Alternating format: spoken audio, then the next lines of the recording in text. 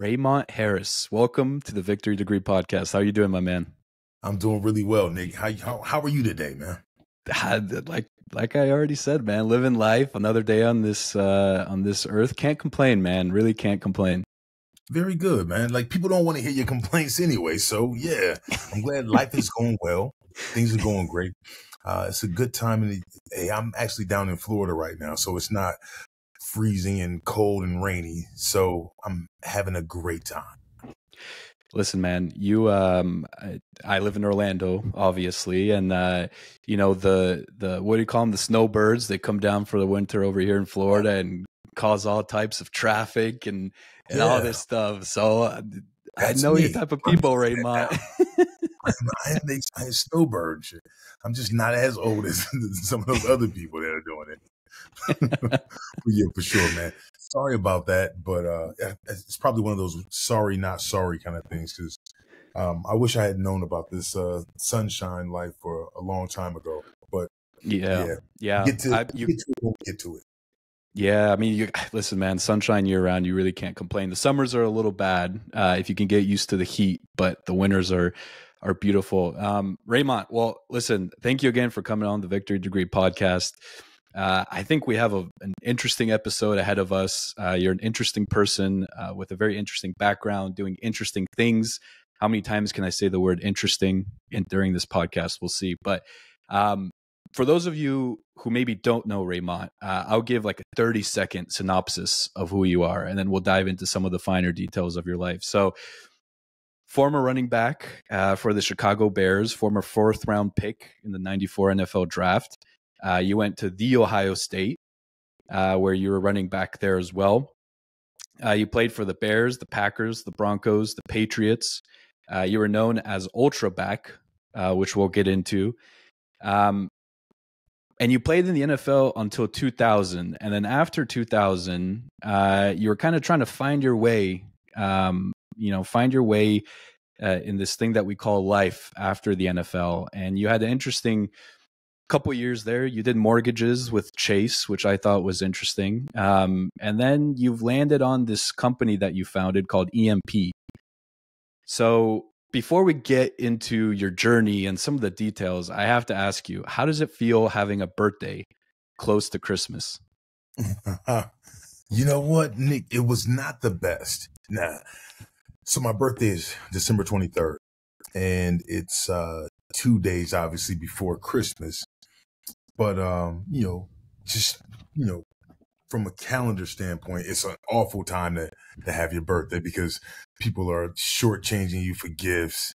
They try and give you, one gift on Christmas Eve, and that's your Christmas and birthday gift. Sometimes you don't get either one.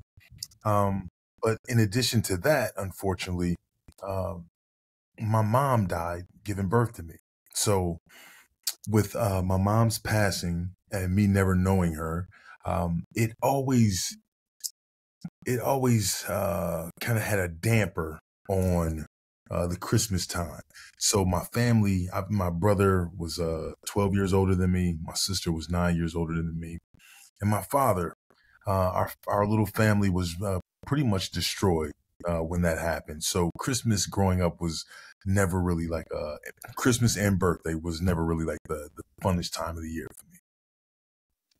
Were there any moments in your life, either growing up or even now, where, I'm sure the loss of a mother, it sticks with you for your entire life, and I can't even begin to imagine what that must feel like for you. But were there any specific moments where, maybe you missed her a little more than you normally do, or you maybe wish that she was there to see some of the things that you've done? Were there any specific moments in your life that you recall that, you wish, kind of she was there right by your side? Yeah, that kind of thing happened all the time. So like when you grow up without having your mom, of course, as a little kid, kids are mean and they're little assholes. So they're making fun of me, and you would hear like different things, like people snickering about, oh, well, that's the kid that, whose mom, passed away. So like all throughout like growing up, I could remember myself like laying in my bed, just kind of wishing and dreaming and hoping that she was there, or if she could like listen to me or hear me.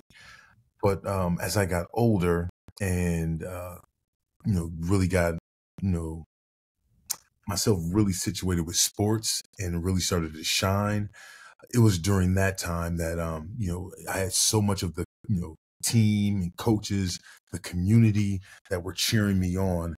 I was really just always wondering and wishing in the back of my mind like how my mom would whether or not she could see or hear what's going on with me in my life, whether or not that how she would like respond to me having all this success.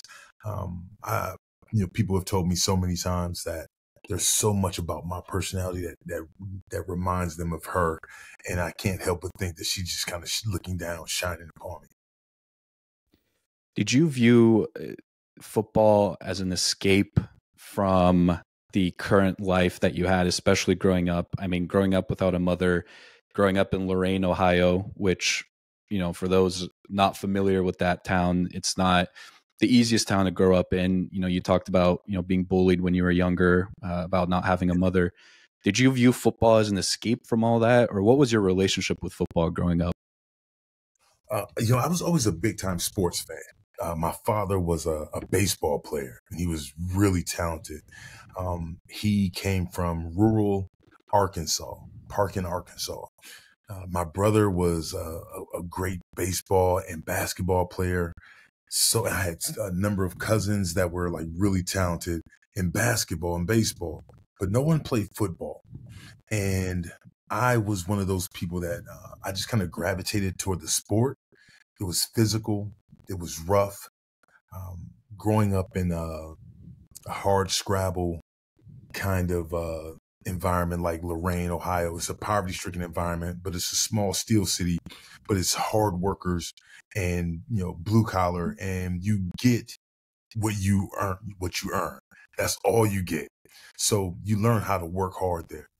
I love the idea of being able to kind of exert my power and my physicality on people, because as a little guy, that's what was done to me.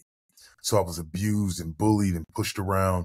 And one of the greatest and safest places to be able to try and exact that same kind of force was on the football field. So I played baseball, I played basketball, but my love was football, and that's really like how it all got started for me. Would I consider it an escape? I mean, a little bit, somewhat. It was still. Uh, it's the kind of place where you go into it, you put it, if you're talented, you get a shot. You then have to work your ass off. And if you do that with combining that with talent, skill, speed, and athletic ability, you get a chance to play. And the best thing in the world is like you're putting your skills up against somebody else. So I'm super competitive, and that's what football it really brought into my life back then. Did you have dreams of going into the NFL? Like, was that a realistic goal for you in high school? Obviously, once you got to the Ohio State, maybe those dreams started becoming a little more realistic. But I mean, growing up, was that your goal, going into the NFL? Yeah, I mean, growing up as a little kid, the majority of people, uh, we watch sports and we have our stars that we like. And Lorain, Ohio, trust me, nobody was like playing in the NFL from Lorain, Ohio. For those that don't know, Lorain is a small steel city situated right on Lake Erie. It's 30 miles west of Cleveland. And my city, like no one, that I had ever known, had played in the NFL. Nobody in my family ever went to college. So it was not likely for like this random kid who didn't have his mom, grew up in a poverty-stricken environment, to truly have like a realistic goal or dream of making it to the NFL. So that was a long answer, but yeah, no, I didn't feel like I loved it, and I admired the guys of how amazing they were, but I didn't think that was necessarily my future until I got to high school, and I got a chance to play on the varsity team, 11th grade. and I didn't start. I was riding riding the sideline, and the sixth game of the season, man, I was getting ready to quit, and I spoke to one of my favorite people in the world. He was my geometry teacher, and his name was Mr. Herman. And he told me that I was good enough and I was special and talented. He told me not to quit. He told me my chance would happen at some point. And I believed him, and I kept working. And the very next week, man, I got a chance. And I got on the field, a second play, handed me the ball, ran up the middle, made two guys miss, ran another guy over, and took it 70 yards for a touchdown. From that point on, I knew it was mine. Not only was like that life right there and that football team was going to be mine, but I was going to make it to the next level as well. How important is it to have people around you who believe in you? Clearly, it seemed important in your own career as a football player, but now, as we fast forward to EMP and some of the things that you're trying to accomplish with empowering others, helping others achieve their goals, how important is it to have that voice of someone else telling you, you know what, Raymont, you can do this and you are special? Yeah, I think it's everything. I think it's it made a true difference, like in my life. I was raised in the 70s, and it was tough, especially for like a black man in a city like Lorain, where it was all like steel work and factory work, and it was tough. And it wasn't the kind of place where you're only going to really hear and receive like tough love. So no one's really telling you, hey, you did a great job, and hey, I really love you. It's like, yeah, yeah, get your ass up and keep doing. You can do better than that. So I had this push and this drive that was internal, but then also external. And getting to high school was when I started to hear like positive like affirmations, started to hear language that sounded and felt more validating. So when you start to mix like a great work ethic with internal motivation, and then also like people like not only telling you that you're good, but showing you in with deeds and actions, that kind of support, you put that all together, man. It was truly like the launching pad for me to be able to feel like not only could I leave this place, but I can actually make my way in the world and do anything that I want. Once you can believe in it, yeah, I think that's the foundation to not only EMP, my company, but also to being able to view that you can have like a better life. So let's stick on that drive and motivation for a little bit, because I think, and correct me if I'm wrong, but I read online that your senior year, you only started 7 games because of injury. You then get to Ohio State and had a couple injuries there as well. Weren't truly featured, I guess, until maybe your 5th season, where you kind of broke out and really, showcased kind of what your abilities were. It was your, one of your first seasons where you didn't have injuries to deal with, kind of seemed like you were your full self. So if you would have told Raymont back then, like, hey, you're only going to play 7 games your senior year in high school, Ohio State's going to get off to a rocky start, why stick with football? Like what kept that motivation and that fire burning? And why not, like, why don't you just give up and say, I don't know, I can't shake these injuries. Football might not be for me. Well, if I may, I appreciate you doing like your homework and looking at Wikipedia, but but I played 4 games my junior year and 3.5 games my senior year. So I played a total of 7.5 games my entire high school career, just so to really give this a real dramatic effect here. So with that, even though I played that many games, I still got recruited and received a full ride scholarship to not only Ohio State, to a number of other schools as well. I chose Ohio State, and I got redshirted, and then started my first 2 games, and then never started again until my senior year. And I think typically, people, would maybe look at that kind of that kind of history and think like, damn, like there's no way that guy can make it. You ask why did I not quit and give up?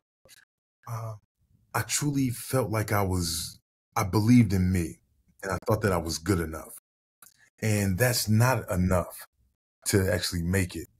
But I think it's a great foundation and a great beginning.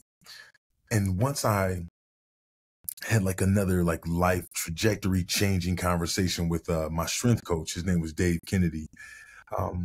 I really committed to, the game, beyond just lifting weights and running, a fast 40-yard dash.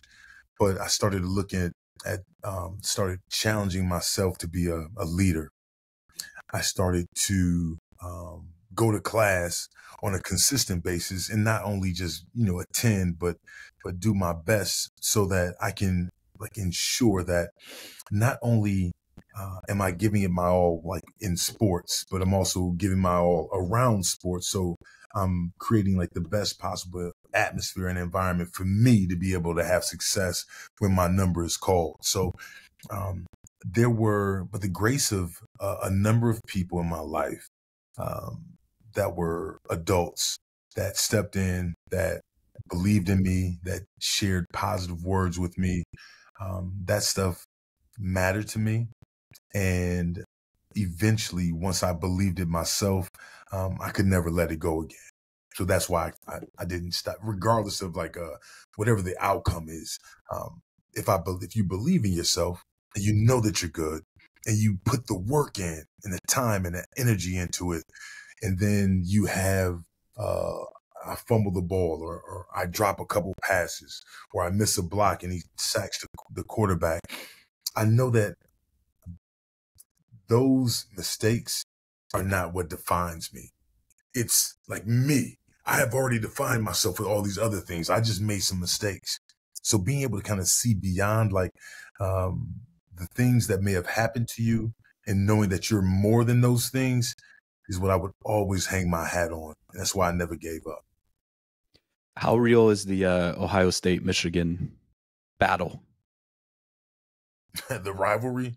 Yeah. It's great. Yeah, it's everything. If you're in Ohio State, if you're in Ohio or Michigan, the shit is everything, man. It was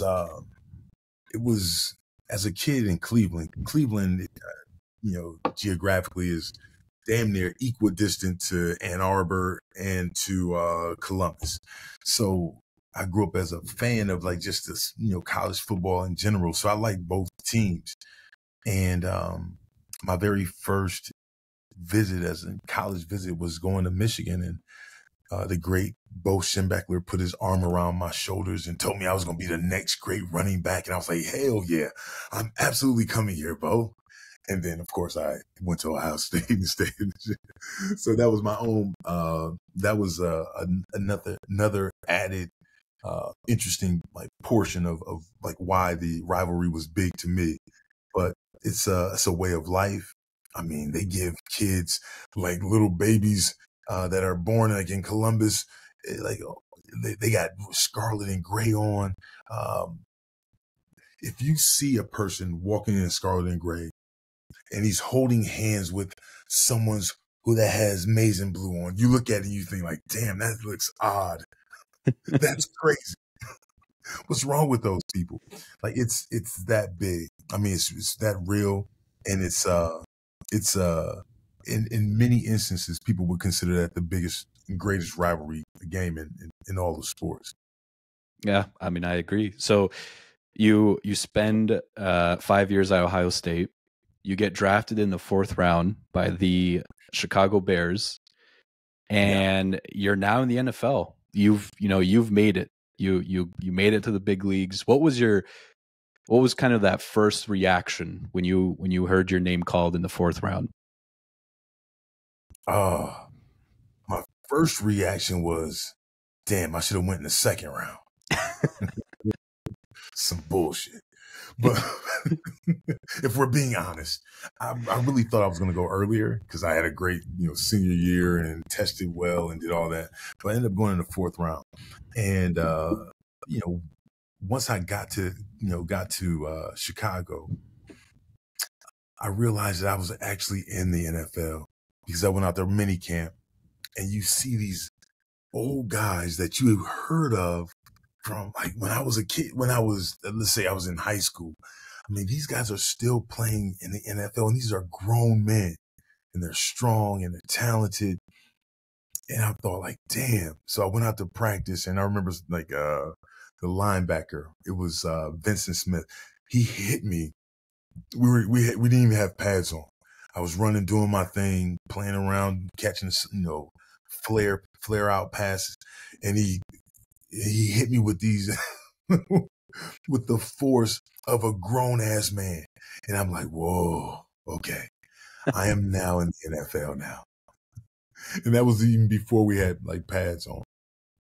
What for the average listener, for myself included, I have not played in the NFL, obviously. I only know what I see on TV. Huh? Why do you say obviously? Did you play sports? I did play sports. I mean, I played water polo in high school. So yeah. You went to a school that offered water polo. That dude, Yeah. They were like, where are you from? Where you from? Orlando? From the Bay Area, like originally. Yeah. So I grew up in the Bay Area. Yeah. So water polo was fun. But I mean, I'm not overly athletic. I'm a good swimmer, but I guess I say obviously because for the people who know me, they know that I'm not the most athletic guy outside of the water. So, Okay. So everything that I know about the NFL is either from talking to people or from watching it on TV. 49ers broke my heart again this year. I couldn't get it done. I don't know that they ever will in my lifetime, but that's the life of a 49ers fan. So that's all I know. Having played the sport, having played in the NFL, you talked about getting hit. Give the listener an appreciation for what it takes to compete at that level, and kind of how you had to treat your body and how you got your body right, and all of the things that went into ensuring that you showed up, to your full potential come, every Sunday. Nick, so like, think about, so what's your career besides, being like an amazing podcast host? What when you keep the rest of your free time or your working time, like what are you doing? Engineer. So I'm an engineer by day. Okay. So we're engineering at a great engineering firm. And then you were so amazing at engineering at your school. What college did you go to? San Diego State, baby. Aztecs. The Aztecs, of course, home of Marshall Faulk. Yes. Yep. So you're in this engineering program, and you're doing a great job, and you're so great that the number one firm in the entire country, if it's possible to pick one firm as the number one, that number one firm on the other side of the country in New York, they want you. So they recruit you, they pay for you and fly you out there, and you start working there. And you are now considered, fresh out of college, the number one engineer in the entire country. That's what it's like. But don't stop there. Let's say you're the number one engineer in the entire world, because football and NFL, it's number one here. So so think about all of the high school players that that people have seen, watched, played with. And then all of like the absolute best of those go to the next level. And then there's thousands of those guys. And the absolute best of those go to the next level. Like, and that next level is a rare space that no one, like 1% can, 0.5% can make it to. Like, that's what it's like to play in the NFL. So at the time, I didn't realize it because I was in the middle of it. It was something that there's a reason why it's, the players are compensated as well as they are. It's the reason why it's the most popular game in sport to be watched, and Super Bowl does this and raises so much money. All of that stuff happens because those guys that are on the field are the absolute best in the world. And once I got to that space where not only did I believe in myself enough to think that I belonged, but then putting in the work to be able to not just exist, but to excel, that's when I started to truly like make that turn and understanding that not only do I belong here, but man, I'm supposed to dominate this place. And that So was a huge game changer for me mentally as a player. so how do you balance that fine line of cockiness and confidence? Because literally, as you were explaining, me getting drafted by the #1 engineering firm in the country and being considered the best engineer in the country, even thinking about that, I was like, oh man, I'm him. Like I've Yeah. made it. Like, right, you're a god. So like how, and obviously confidence plays a big part in your success, and you're a confident guy. So how do you kind of balance that fine line between confidence and cockiness? I don't bounce it. I just stay cocky the entire time. I don't have to bounce. Love it. What's the fine line? I'm the best in the world and shit. I'm just kidding, man. It's I guess it's if I'm able to kind of get a little deeper, I know my life. I know me. I know that what I've been through. I know who I am. I know all of the struggles and hardships that I've gone through. I know that how difficult it was to, be raised in a family that lost the matriarch and then to be abused. All of that stuff scars you. Yeah. As a young kid, and you carry that stuff, especially if you're a man, especially if you're a black man.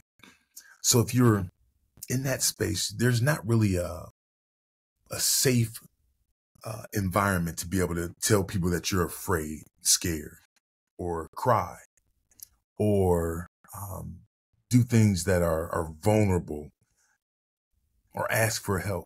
That stuff just doesn't happen to you, man.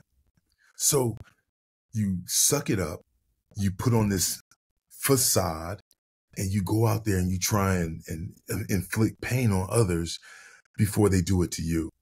So when like that's your foundation, like I could always see and feel and understand how flawed that was. So as good as I was in this one particular space, I knew that deep down under the surface, man, I had a lot of things, I had a lot of problems, issues, stress, trauma to have to deal with. So when you're dealing with all those things, you truly kind of understand that, yeah, you're not as great as people may look at you and think you are because you're able to like play this sport really well. So that's always been the grounding force for me to be able to kind of understand that, yeah, I'm really talented in this, but I suck in a lot of other areas. And until that I'm a complete person, I mean, maybe once I get to that space, then maybe that'd be time for like some self-congratulatory pats on the back, man. Do you, I guess, have you healed from some of those early scars that you mentioned? And if you haven't, do you think that you'll ever reach a point where you can say that you have fully healed? Yeah, I'm actually I've done a lot of work, and I was kind of forced into thinking about these things and putting like some energy and effort into healing once I left the game. Um, when you put so much time and hard work into like this one space, and you're celebrated and recognized and people love you for it, it can be consuming. And then what's wild about the game is that it's ripped away from you, from the majority of the guys. So the majority don't even get a chance to play 3 years. I think the average is 3 years now. The average running back is 2.2 years. And then after your playing days, yeah, you then have to kind of deal with the fact that you walk around and people look at you as a has-been, or you're washed, or you're not that great anymore. even though a couple years ago, you were like on top of the world. So then after that, you then have to now deal with the issues um, that bothered you, that were instrumental in, like, the trauma and depression of so many young people.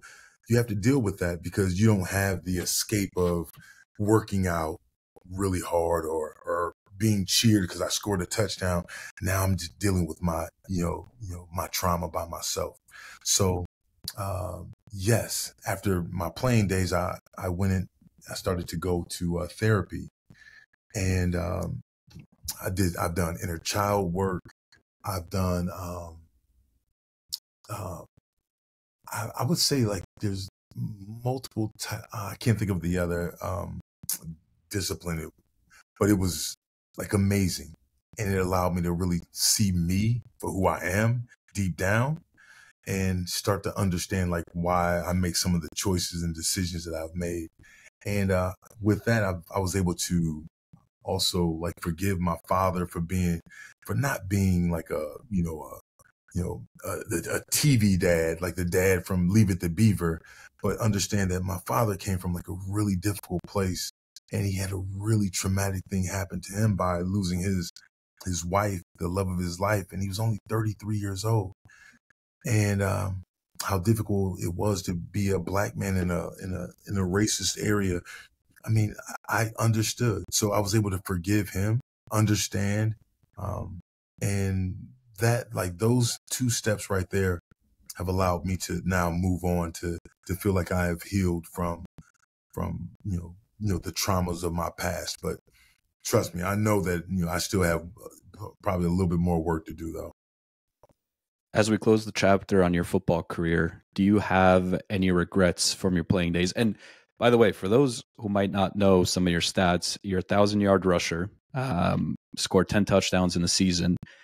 So very successful at, competing in the NFL. Not many running backs can say that they're a 1,000-yard rusher, but you're one of them, man. So when you look back on your football career, are there any regrets from those playing days? Regrets? There were some. I wish there were, like, some decisions that you can't help but wonder what would have happened if you go on picked a different route. I was a really physical running back. I came up in the days of the 80s, and there were guys like Walter Payton and Earl Campbell and the Jim Brown, like those really physical running backs that would run you, that would dole out the punishment. Like that was the ideal kind of running back, and I wanted to emulate that person. But I realized that, like, that's part of why running backs have, like, these really short careers. And I remember Jerome Bettis. I was bowling in his charity golf outing, and he told me, it was after my first year, and he said, "Hey man, you're good." He said, "You got to run out of bounds sometimes, so you can't take all that. Yeah, you can't take all that physicality and that punishment. I mean, you can't play 16 games. This ain't college anymore." And I thought, yeah, whatever. Yeah, I know you're good, but yeah, wait, the league hasn't seen me yet. And,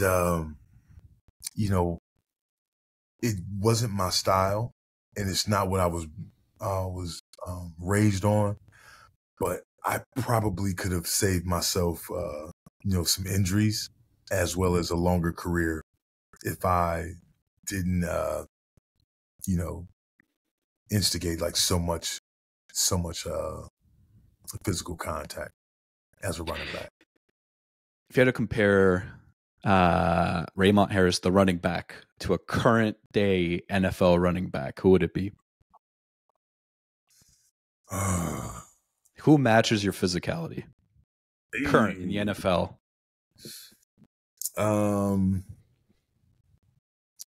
Now this guy is better than me. I'm gonna say that first.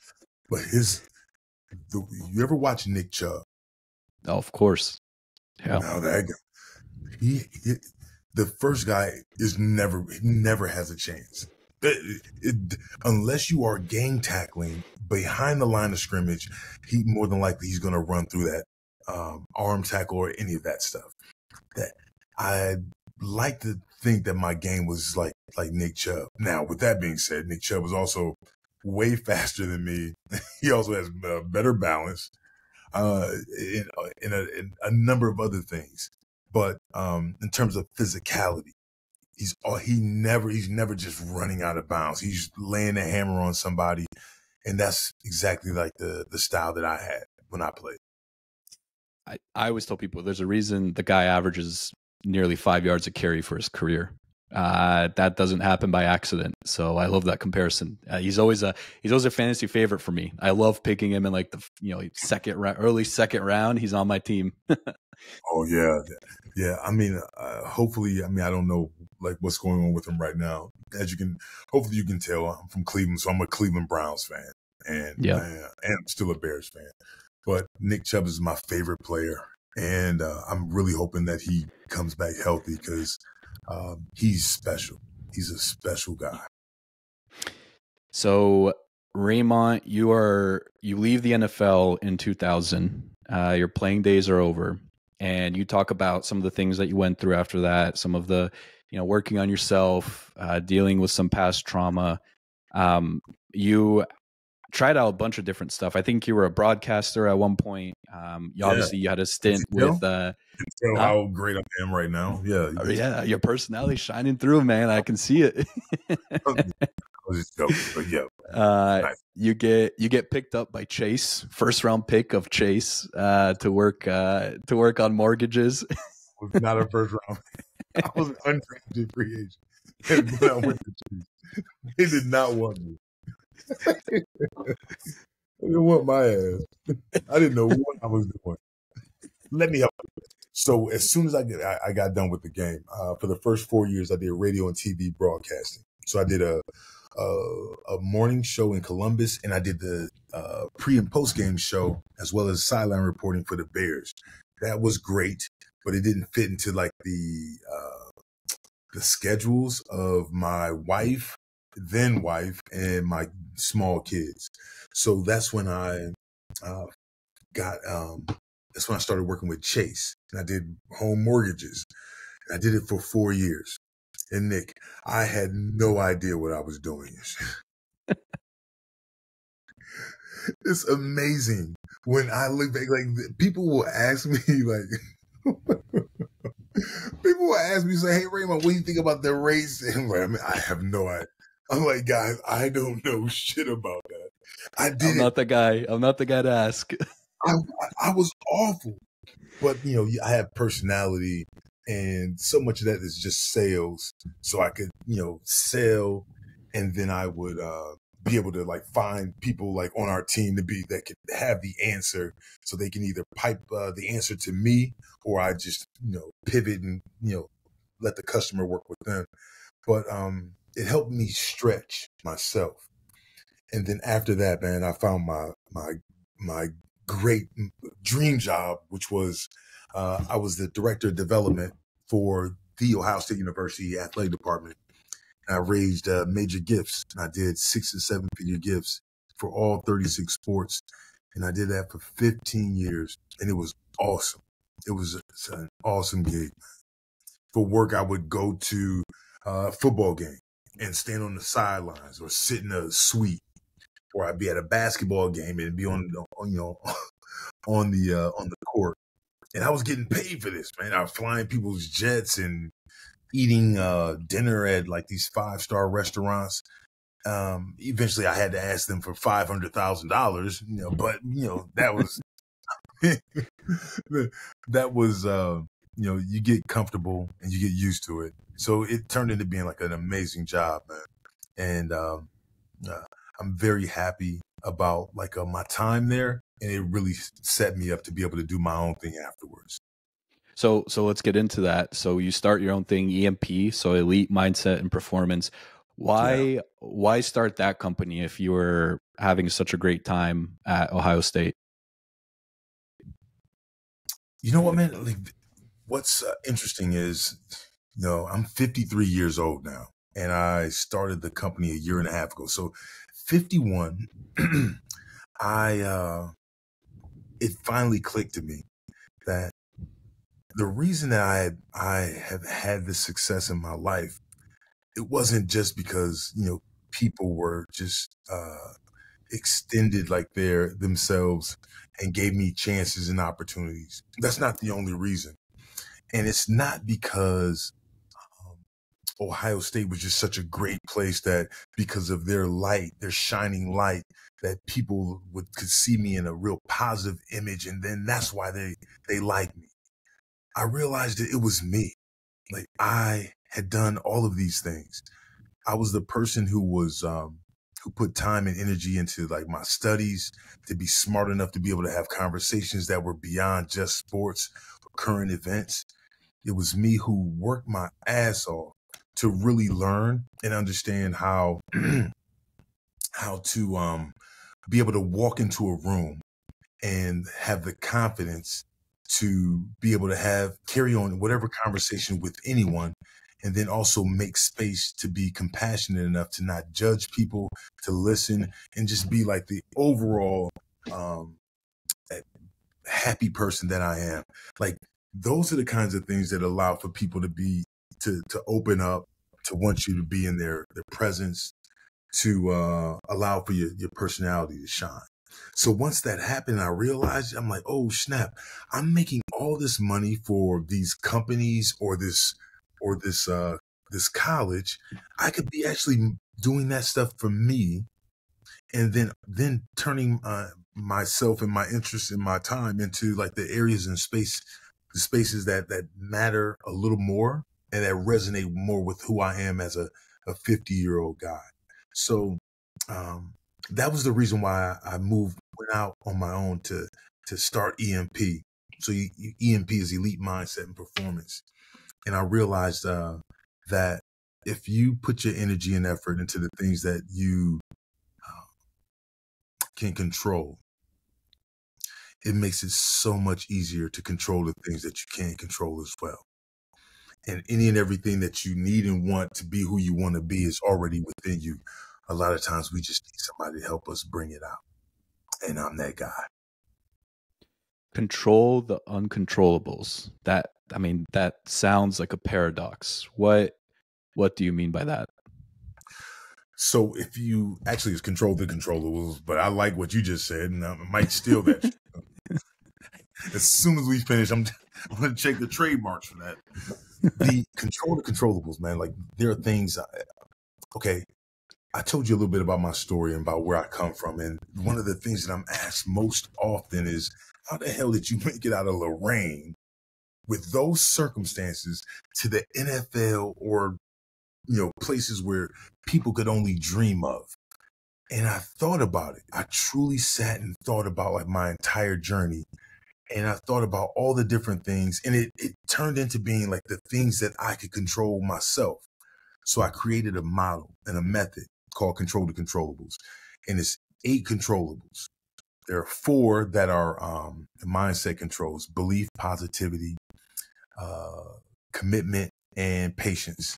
Performance controls are consistency, adaptability, resilience, and effort. Between those 8 things right there, you put your energy and effort into all of that, you'll be the best version of yourself. You will be elite. And it also helps you be able to control the things that you can't control. So I'll give you an example. So I like this example. You tell me what you so imagine we're driving on the highway and shit, chilling, having a good time. We're listening to what kind of music are we listening to, Nick? Let's get crazy. How about some like Bad Bunny, like some like Latin fire? Okay, whatever that. I've never heard any of that shit. So we're obviously having a great time driving down the highway because niggas blasting some shit I've never heard before. So we're having a good time chilling, and then a car comes by, weaves into our lane, almost hits our car and causes us to have to slam on the brakes. And we're like, oh, and then the car just gets off the exit and keeps on going. Traffic, weather, where you grow up, who your parents are, those things that we can't control.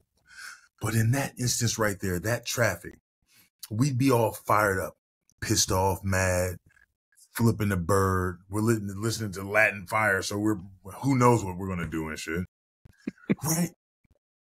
But so just imagine, inside that car was a married couple, and the wife was having a baby, and her water just broke, and the husband's like panicking, trying to get the baby. They realize the hospital is the very next exit, so he's panicking, notices that, has to get into the lane and get over and get the baby safely to the hospital. Would you still be mad and upset that they cut you off and almost hit you? No, of course not. Unless you're a damn psychopath. You understand, because we make space for that. And in that particular instance right there, if you change the context, you can change the narrative. And then change the narrative, man, you can change how you control, or whether or not you can control anything. And so when you control what you can control, man, it makes it so much easier to control that stuff that you just could never control ever before. So that's what Control the Controllables is. And I show people how to do that shit without coming up with like, elaborate examples like that. But I can show you, man. That's a great example. I can also, I think it's safe to assume that the married couple with the baby on the way is probably not listening to Latin Fire. Actually, probably they're not listening to any music at all. Probably no music in the car. That's how the baby got there. That damn Bad Bunny. Listen, Raymont, I gotta get out of here. Gotta get out of here. The baby's like, I gotta go. Let's go. Raymont, you're in Florida now, man. You have to keep up with the Hispanic music, the Bad Bunnies, the little salsa dancing. Hey man, no, I like a salsa dance. I can't do it, but I've heard of Bad Bunny. Of course, I've seen him on commercials with Snoop Dogg and whoever else. Yeah. I don't know who the hell that guy is, but I'm sure it's great. But I'm an old school hip hop dude. So I'm East Coast. I'm listening to Jay-Z and Nas and Mobb Deep and shit like that. That's my stuff. West Coast, like old school West Coast rap, or no? Just like mostly East Coast stuff? I like the old school West Coast. So I like Snoop and Dre, NWA. I like Easy. Hieroglyphics, Souls of Mischief. I like those people from the West Coast as well. I know a few people, man. I love hip hop.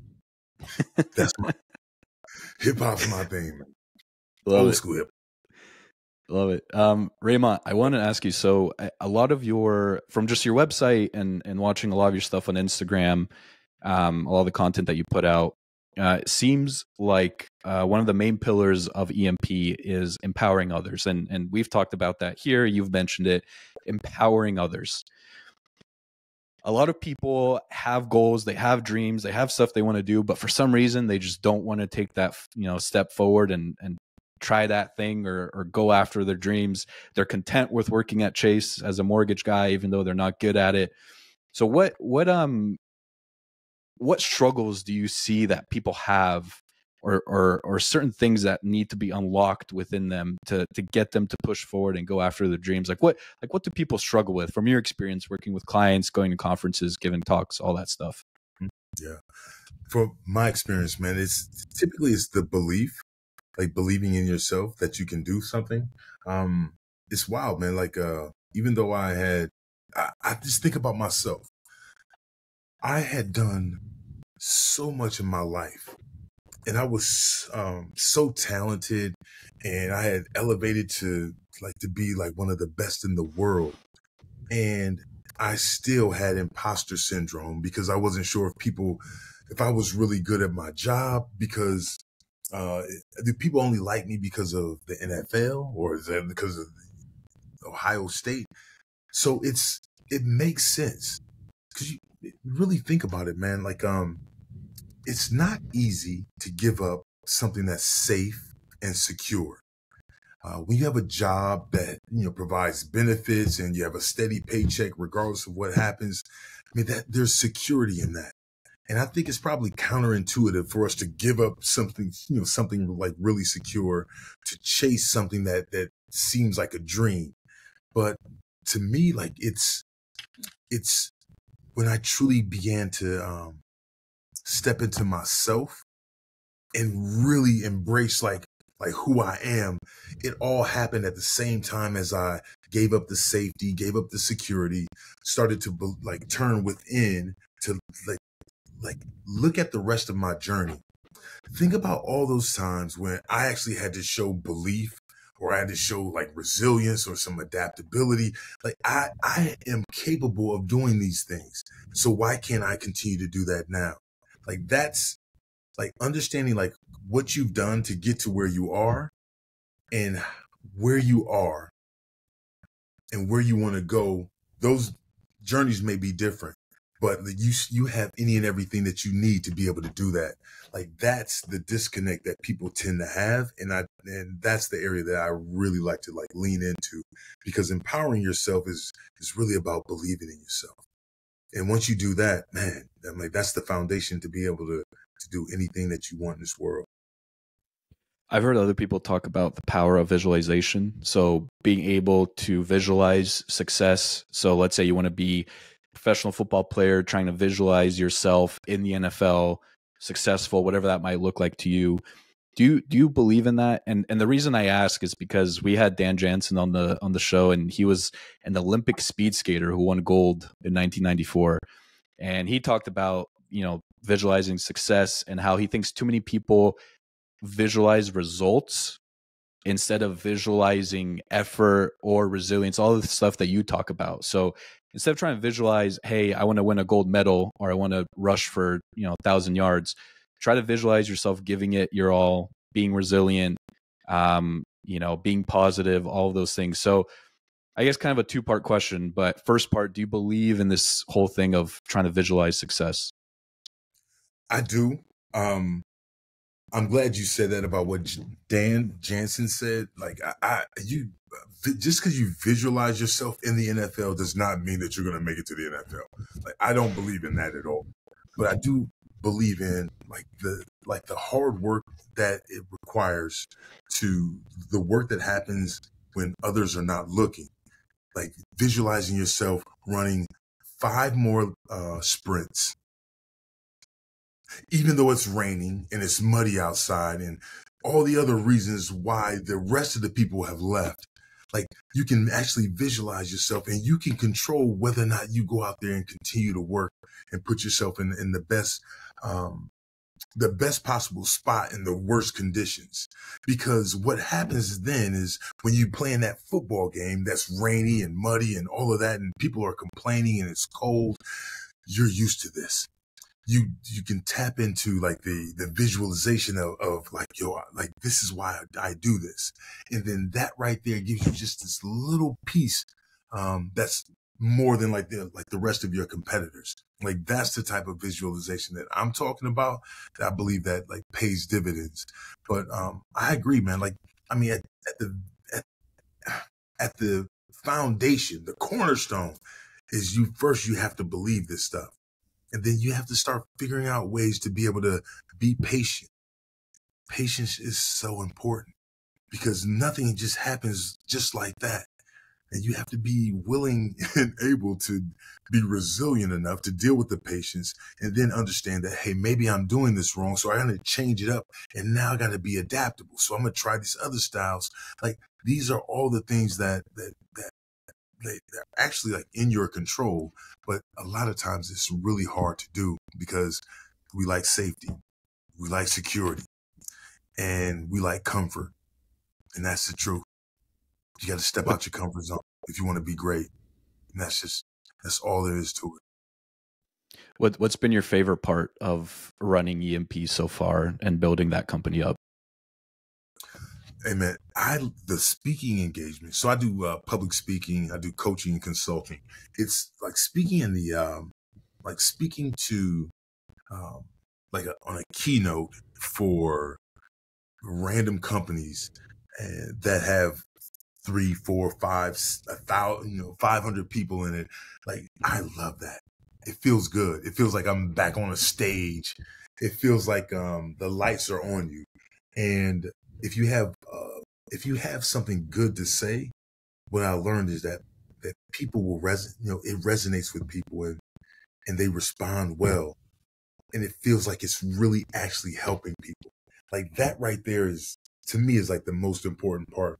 I'm not doing this for my own glamour and glory. These are the things that I was doing all the time on my own, by myself, for no money, volunteering my time, working with kids, helping this person. Someone needed a shoulder to cry on. I got to be the big brother for this guy. Like, that's always been me. So to now actually to get paid for it and affect more people has been the most amazing part. I love it, man. I love it. As we wrap up here, what's your goal with EMP? If we could do the whole visualize success thing experiment on you now, as you try to visualize yourself 5 years from now running EMP, what does it all look like? That's a great question, man. I don't, I've been so on the go and building it. So being an entrepreneur and starting a company and raising it up from nothing requires a lot of work and a lot of attention to detail in a lot of different areas that I'm not, I didn't really have a history with. So dealing with that, once I get past that, I start looking at the future and the visualization of this. This is something that's going to catch on with everywhere. And I would not be surprised, Nick, that if this is not like the biggest thing in the world, I wouldn't be surprised if I don't end up being the best dude that's ever done this shit ever in the history of this goddamn or the world. That's me. That's what I'm going to do. Watch this. I love it. I wouldn't be surprised. Don't be shocked. I love it. Well, listen, man, 5 years from now, I'm going to check your Instagram. And if you aren't the biggest in the world, we're going to have some beef. So don't beef with me. Help me out. You're supposed to be a good guy. You should follow me there. That there should be a call to action to your listeners to give me a follow on Instagram. My name is Raymont Harris, Raymont Harris. At Instagram, LinkedIn, if you want. Excuse me. If you want to do, I do things like corporate retreats. We do workshops. We do speaking engagements. My keynote is my number one thing so far. We're rolling out workbooks now, getting merchandise. It's all really starting to take shape, Nick, and I'm really excited to see like what it turns into.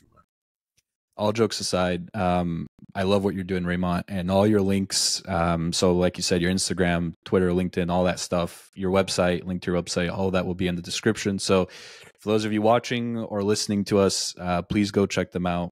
Highly suggest you give Raymont a follow him along his journey. And I got to say, man, I watched a lot of your Instagram content kind of in preparation for this to figure out like, who am I actually going to be talking to today? And even in watching that content, I felt inspired and empowered. And, I'm not just saying that to say it for the interview. I really do enjoy your content. So excited to follow you on your journey, man. I wanted to ask, because you talk about entrepreneurship, I promise we'll end it with this question and then one last thing that we do on every episode. But you talk about entrepreneurship. You're starting running back in the NFL. Which one is more difficult, playing in the NFL or entrepreneurship? Ooh. Well, entrepreneurship, you don't have to worry about somebody trying to knock your head off. So that's great. I like that. But also, well, in entrepreneurship, you also don't have like a team of guys that you work with, that you spend so much time with, that you fight with, bleed with, you end up sharing tears, that have your back. A lot of times in this entrepreneurial world, it can become lonely. and it can feel like it's like just you against the world, and you have to really dig deep to remind yourself that you can do this, because you don't necessarily have a team around you anymore. So I think both both instances have like some real difficult parts, but I'm definitely going to say football was harder for sure. Yeah, I figured. Yeah, it wasn't easy. That was not easy. Yeah. Yeah. Raymond, this has been great, man. I've enjoyed this past hour talking to you. Obviously, like I said, everyone who's listening to this, go follow Raymond on Instagram and follow him along his journey. I'm sure you're going to do great things, man. I love the cockiness too. It always comes out. Thank you, bro. I need you to have a little more excitement about the following me. It's like, hey, so if you guys want to, if you want to follow Raymond, go ahead. He's out there on all the. Hey, man, damn, Nick, everyone, listen, everyone listening to this right now, or if you're watching on YouTube, if you're watching us on YouTube, go follow my guy right now. I want you to go follow him on Instagram, follow his journey, and yeah, that's it. So you about to fall asleep and just like, Raymond. I'm like, hey, man, give me a minute. What the hell we doing here, bro? Hey, man, appreciate the time. What's the last question, man? Last thing we do on this, every episode. So I ask my guests for a piece of advice that they like to leave for the next guest. The catch is that you don't know who the next guest will be. So the last guest on this podcast was Malcolm Lemons. So Malcolm was a professional basketball player overseas. Similar to you, he's an entrepreneur building his company, Vetted Sports, and his newsletter. He's doing great things in that space as well. And his advice for you was your attitude determines your altitude. So first of all, what does that advice mean to you? And then second of all, what is your piece of advice for our next guest? Well, thanks for putting me on the spot here, Nick. This is great. Quizzing me and everything. Hey, you put me on the spot. I put you on the spot. That's how this works, man. Yeah, we got a nice tandem. Yeah. Attitude determines my altitude. It's any and everything that I believe in. It's how you approach life, what you do, how you decide to make moves. You are in control of how high and how far you go. So if you have a positive attitude and you think that you can do something, you can absolutely do it. That's what I get out of that.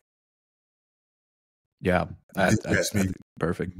And then your piece of advice for our next guest.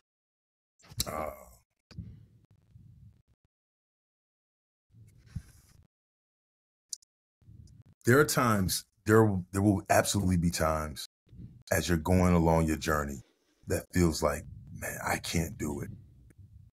The people that we all feel that, all of us, the people that reach deep down within and just keep going. It's taking one more step. Those people, they make it. They get to their goal typically. You just have to keep going. Just keep going. Yeah, you got to keep going, man. It makes me think of like young people that I deal with and I talk to. It makes me think about myself,